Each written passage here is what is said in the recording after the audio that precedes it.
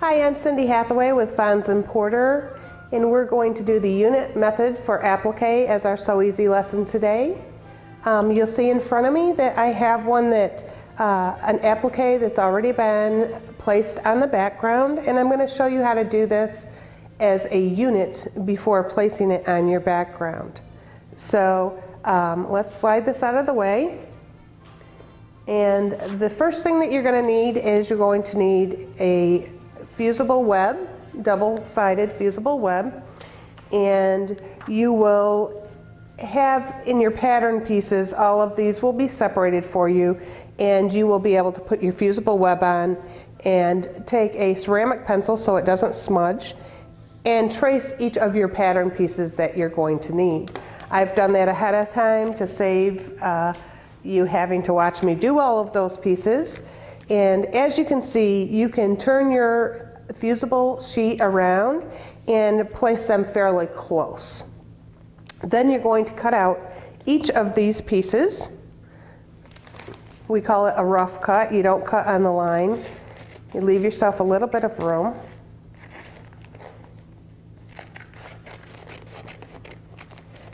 And you will just start cutting out your pieces so that you can fuse these pieces onto your fabric. There's a butterfly,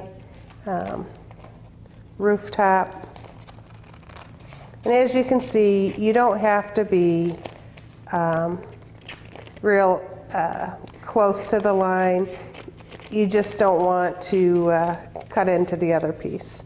And for this applique, there's a really tiny piece that you want to make sure that you don't lose. So until I get ready to applique something of that size onto my fabric, I tend to leave it in a bigger piece. So now we're ready to take the back off of this, which we had already taken off and I had forgotten about. There's usually two papers to this. Some of the fusible only has one. And on this piece of fabric, this is going to be your Birdhouse Base. Let's get this other one back out so that you can see. This is the Birdhouse Base, and as you can see on this one, we have a little flower there that kind of looks like the door. So you might want to be picky about your placement on your fabric. We could pick any of these flowers. We could choose not to have that one as the door type piece. We're going to put it on the fabric and press it down. And you want to watch each of the fusible directions are a little bit different, and you want to make sure that you follow those directions for fusing your piece down. Something that I had learned was if you hold your iron on there much longer than what they recommend, the glue starts to clump together instead of being nice and even. So your fusible part might not last as long. Now this was the wrong side that I had picked to place my piece on. You don't want to stick it onto the right side of your fabric. And in this instance, a lot of times we talk about windowing applique, and this one just have chosen to, because it's a small wall hanging, we're not going to bother with windowing this out. We're just going to leave it as one piece. After you have done that, you're going to peel off the last piece of paper, and I'm not sure, I think you can see the glue that's stuck on here. So now that will adhere to your background fabric. We're going to take our placement guide, which you will get with your pattern, and put an applique pressing sheet over that. We use the applique pressing sheet for many reasons, so that we don't get glue on our ironing surface or on our iron many times. But in this case, we're going to use it to put together all of our pieces for our applique project. So I have other pieces that are cut out, and with this applique, you'll notice that you want to start from the back of what you're doing. So you start with the pieces that are going to be on the bottom, and you build up when you do your applique.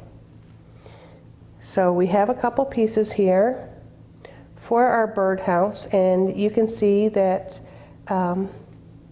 you're just going to set them on here on your applique pressing sheet, and you're going to press them down. And I know this is really new to a lot of you.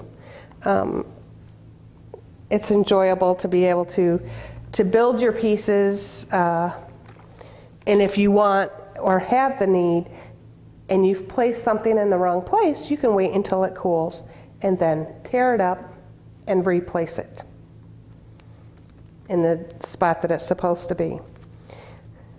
So now we're going to put the next layer on. Make sure your glue side is down.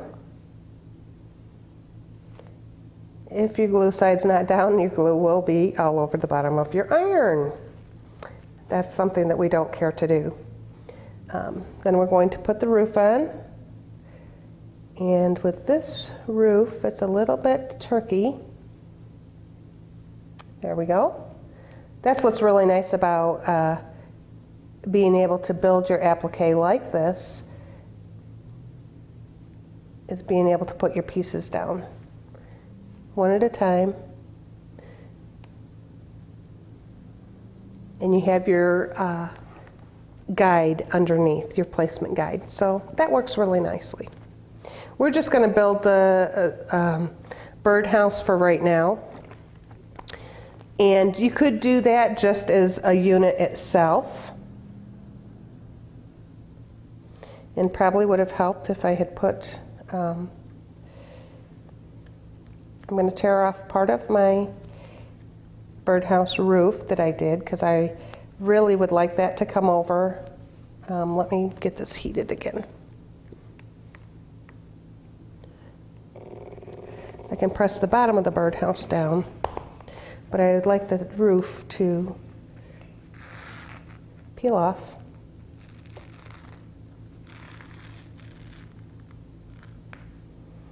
And that's one of the things that I wanted to show you, that if you do put something in the wrong place, you have the chance to pick it up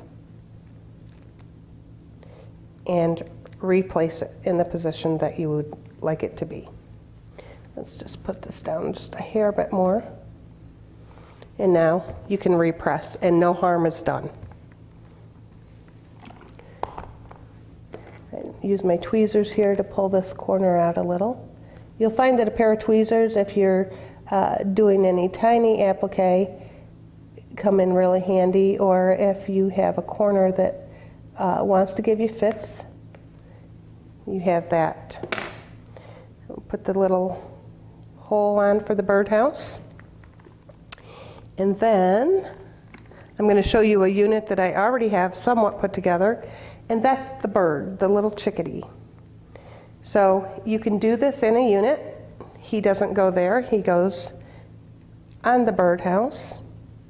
But I've already done that as a unit, peeled it off of the paper, and now we're going to put his beak on with the tweezers. And we can press this, so now this becomes a unit as well. And you just keep building this from the bottom up. And you'll see on the tree branches, it's numbered so you know which order to put everything. I have one that's been put together up through the tree limb stage. So here is a piece that's been all put together for you, and you can see how cool it is to have it all laid out in one unit. And now this one has cooled, and it gives us the opportunity to peel off in one unit the birdhouse and the tree and the bird. And you have one unit all, excuse me, all appliqued together.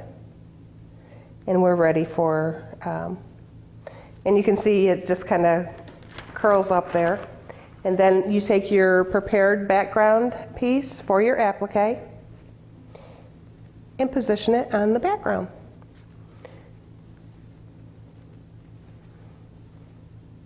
And you have to play with it a little bit to get it adjusted exactly where you want it.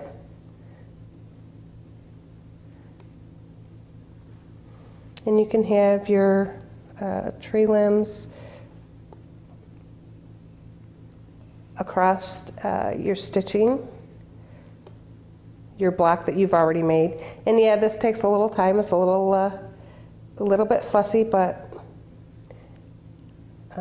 it's actually a lot of fun. I bet if you have any children around, they would love to help you with this, and they would be amazed at that you can put a unit together like that. Then you go ahead and press this down.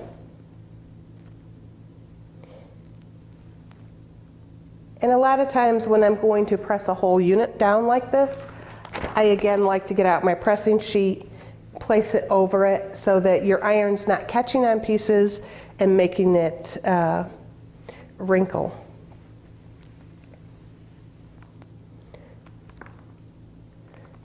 Make sure to pick up your iron and not just, you don't want to be rubbing across because your pieces will move on you.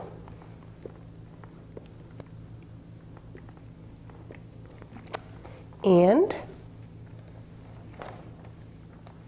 there we go. Now we have another background piece ready to be layered. I mean, a background piece with your applique layered on it. Now you just need to make your little quilt sandwich with your batting and your backing and do your stitching. And you, there were a couple butterflies, but they were on their own, so they don't come into the unit applique method. And I hope that this lesson has been fun for you. I've enjoyed bringing this lesson to you, and I hope you'll check out other Sew Easy lessons on fonsandporter.com. Happy quilting!